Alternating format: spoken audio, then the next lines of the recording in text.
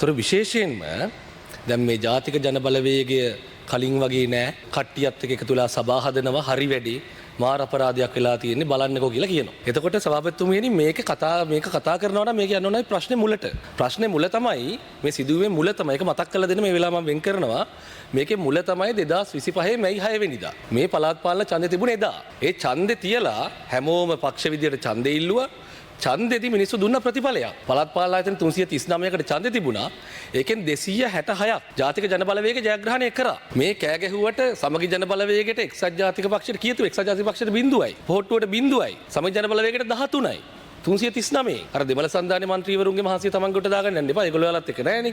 එතකොට එහෙම තමයි තිබුණේ. අපි 239ක් ආයතන ජයග්‍රහණය කරා. පවතින නීතියට අනුව ඒ 239න් 151ක් අපිට ඍජුව පිහිටවන්න පුළුවන් වුණා. ඉතුරු 115ක තනියම පිහිටවන්න බෑ. අපි දිනලා තියෙන්නේ. මේගොල්ලෝ පෙරදිලා තියෙන්නේ. නමුත් එකක් දෙකක් තුනක අඩුවක් තියෙනවා. මේක තමයි මේ ඡන්දකමේ තිබුණු විදිය. දැන් ප්‍රජාතන්ත්‍රවාදයේ මූලික ලක්ෂණය වෙන්න ඕනේ මොකද්ද? ප්‍රජාතන්ත්‍රවාදය නම් මේක දිනපු මිනිස්සු සභාව කරන්න එපයි. මිනිස්සු ඡන්දෙ දීලා තියෙන යම් සභාවක දිනවල තියෙන එක කරන්න. නැතුව පෙරදිච්ච 10%ක් ගනිපු 15ක් ගනිපු අයට සභාව කරන්න නෙමෙයි. 10%ක් ගනිපු පක්ෂේ සභාපතිලා පත් කරන්න නෙමෙයි. ඒක ප්‍රජාතන්ත්‍ර විරෝධී. එතකොට මේගොල්ලෝ මොකද්ද කරේ? බොහොම අශුද්ධ සංධානයක් ප්‍රසිද්ධිය හැදුවා.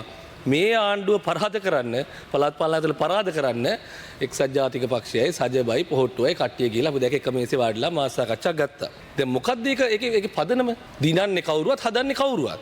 එහෙම වෙන්න පුළුවන් දිනම් මොකද ඡන්ද තියන්නේ? දැන් කොළඹ නගර සභාව ගැන පහුගිය කාලේ අමුඩ ගහගෙන වැඩ කරා අපි දැක්කා. 119ක් മന്ത്രി ධුර තියෙන තැනින් සමගි ජන බලවේග ගත්තේ മന്ത്രി ධුර 29යි. 119 29ක් කරගෙන නගර සභාවේ නගරාධිපතිපත් කරන්න කතා කරන්නේ කොහොමද? මොකද්ද ඒකේ පදනම? මේ වගේ බොහොම මේ ප්‍රතිඵලය විකෘති කරලා මේගොල්ලෝ මේ බොහොම දූෂිත හවුලක් හදාගෙන මේ ප්‍රතිඵලය විකෘති කරලා ගමනක් යන තමයි මේගොල්ලෝ උත්සාහ කරේ. එතකොට විපක්ෂය කියලා එකකට කවුරුවත් ඡන්දෙ දුන්නේ නැහැ. විපක්ෂය කියලා එක ඡන්දිල්ලුවේ නැහැ. ඡන්දිල්ලුව ජාතික ජන බලවේගය. ඡන්දිල්ලුව සමගි ජන බලවේගය. ඡන්දිල්ලුව ශ්‍රී ලංකා පොදු ජන පෙරමුණ. ඡන්දිල්ලුව එක්සත් ජාතික පක්ෂය. එහෙම නැතුව විපක්ෂය කියලා එකකින් ඡන්දිල්ලුවේ නැහැ. මිනිස්සු ජනමතය දුන්නේ එහෙම වෙන වෙනම පක්ෂවලට. එතකොට දිනපු පක්ෂ පැත්තක ඉද්දී පෙරදිච්ච අය 2යි 3යි 4යි 5යි අපි ඔක්කොම ලොකුයි කියලා සභාව පිටවන්න බෑ. ඒක ක්‍රමයක්. ඒක නීතිය ගත්තාම සභාපතිතුමියනි නීතියේ රෙගුලාසි වල වාක්‍ය තියෙනවා. වචන තියෙනවා. ඒ වගේම ඒවා අතර හිස්තැනුත් තියෙනවා. එතකොට හිස්තැන් වලින් රිංගලා ප්‍රජාතන්ත්‍රවාදයේ නියෝජිත ප්‍රජාතන්ත්‍රවාදයේ මූලික දේවල් උල්ලංඝනය කරන්න අපිට දෙන්නේ නැහැ. එහෙනම් බලන් ඉන්න ඕනේ නැහැ. එතකොට ඒ හිස්තැන් අපි ඉස්සරහට පුරවන එක වෙනම කතාවක්. එතකොට මේගොල්ලෝ මාධ්‍ය සාකච්ඡා තියලා එහෙම තමයි මේ වැඩේ පටන් ගත්තේ. එතකොට මේ වැඩේ පටන් ගත්තී මේ මාධ්‍ය සාකච්ඡාව තියද්දිම ඒකේ වාඩිලා ඉන්න පුද්ගලයෝ දැක්කම අපි දන්නවා ඒක මොන පැත්තටද කරකෙන්නේ යන්නේ කියලා. කොහොම හරි එහෙම තමයි මේක වුනේ.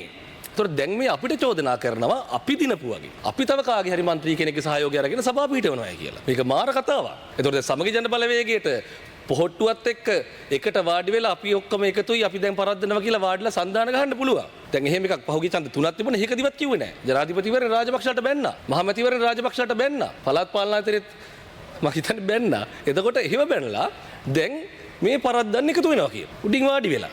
එතකොට මේගොල්ලෝ මේ මෙතන පාර්ලිමේන්තුව පටන් ගත්තම මේ ටික කාලයකට කලින් රාජපක්ෂල විරුද්ධ අපි නඩු දැම්මා. මේ රට බංකොලොත් කරා කියලා නඩු ගියේ අපි ඔයාලා නෙමෙයි කියලා මේ අපිත් එක්ක රණ්ඩු වෙන්න ආවා. දැන් මීක් නැහැ.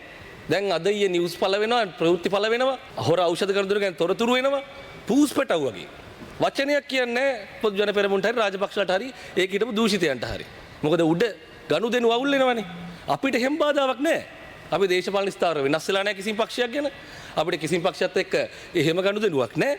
අපි සභා හදනවා. අපි සභා හදන ඒ සභාවල ඉන්න මිනිස්සුත් එක්ක. ඒක තනින් තනට වෙනස් වෙන්නත් පුළුවන්. මොකද අපි දිනපු අපි හදන්නේ. එතකොට මේක මොකද්ද මේ කොහෙන්ද මේ තීරණ ගත්තේ? කාගේ දඬුවමතිය මොකද්ද මේ සන්දානේ නම? කවුද ඊළඟ චන්ද්‍රය ඉල්ලන්නේ කොහොමද? මේ පාක්ෂිකයෝ දන්නවද? පාක්ෂිකයන්ට කියලාද මේ තීරණ අරන් තියෙන්නේ?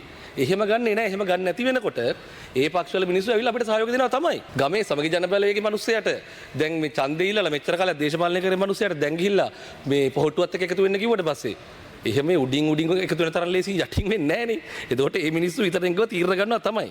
ඒ නිසා මේක එහෙම කරන්න බෑ. දැන් කලින් മന്ത്രി කෙනෙක් කුලියාපිටිය ගැන කිව්වා. කුලියාපිටිය අපි ආසන 21ක් අරගෙන දින්න മന്ത്രി ධූර. හැබැයි සභාපති කරේ කවුද? මන්ත්‍රී ධූර 6ක් ගන්නේ පොහොට්ටුව. උඩුබද්දාවේ අපි 9ක් අරගෙන දින්න. පොහොට්ටුව සභාපති කරේ. එක ආසනයක්වත් දිල්ලා නැහැ ඡන්දේ. එක සභාවක්වත් දිල්ලා නැහැ. එතකොට මේ ඡන්ද ප්‍රතිඵලය එහෙම විකෘති කරන්න බෑ. එතකොට මොකක්ද ඒකේ තියෙන ප්‍රතිඵලය? ඒ කියන්නේ මේකේ ප්‍රතිපත්තිය අදාළත් නැහැ, ප්‍රජාතන්ත්‍රවාදී අදාළත් නැහැ. එතකොට මොකද්ද ඒ දේශපාලනය කියන්නේ කවුද? සමගි ජන බලවේගයට පොහොට්ටුවට එකතු වෙන්න කවුද ජනවරමක් දුන්නේ? ඒගොල්ලන්ගේ පක්ෂේ. එහෙම දීලා නැහැ.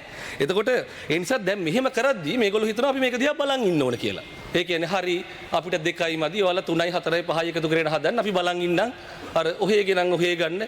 හොඳ නැහැනව දොස් කියන්න කියලා අපි ඉඳී කියලා හිතනවා. එහෙමින් අපිට පිස්සු නෑනේ. අපි දිනපු සභාව අපි හදන්න ඕනේ. මිනිස්සු අපිට බලය දුන්නේ ඒක හදන්න. නැතුව පරාජිතයන්ට එකතු වෙලා හදන්න නෙමෙයි. ඒක තමයි මේකේ මූලික ඇත්ත. නැත්තම් නියමිත ප්‍රතිවාදී ඡන්දේ තියන්න ඕනේ නෑනේ. ඒකට මේ රටේ මිනිස්සු දශක ගාණක්කට පස්සේ මේගොල්ලෝ එකට තියලා පැරද්දුව හේතුවක් ඇතුව. ඒක නිකන් විනෝදයට කරපු වැඩක් නෙමෙයි. පහුගිය ජනාධිපතිවරණ මේක පැරදුනේ හේතුවක් ඇතුව. පහුගිය මහමැතිවරණේ පරද්දුව අපිට විශිෂ්ට ජයග්‍රහණයක් දුන්නේ හේතුවක් ඇතුව. එතකොට මේ පළාත් පාලන ඡන්දෙත් එහෙම තමයි. එතකොට මිනිස්සු අපි දිනවල තියෙද්දී යම් සභාවක ඒ සභාව අපි හදන්නේ නැතුව පවතින නීතිය අනුව අපි මොකද්ද කරන්නේ? එතකොට ඒක කොහොමද වැරද්දක් වෙන්නේ? සභාව හදන්න මන්ත්‍රී දුර අපිට ගෙදරින් ගේන්න බෑ. එතකොට ඉන්න කවුරු හරි මන්ත්‍රී කෙනෙක්ගේ පත් වෙලා මිනිස්සු පත් කළා මන්ත්‍රී කෙනෙක් සහාය කරන් තමයි අපි හදන්නේ. හැබැයි පැහැදිලිව කියනවා අපි පක්ෂත් එක්ක ඩීල් වලට ගිහලා නැහැ. කියන අපිට කය ගහන්න ඕනේ නෑනේ. අපි ඒ සභාවල ඉන්න තනි මන්ත්‍රීවරුත් එක්ක අපි එකඟතාව හදාගෙන තියෙනවා අපි දිනපුවා හදන්න. ඒක තමයි මේකේ පදනම.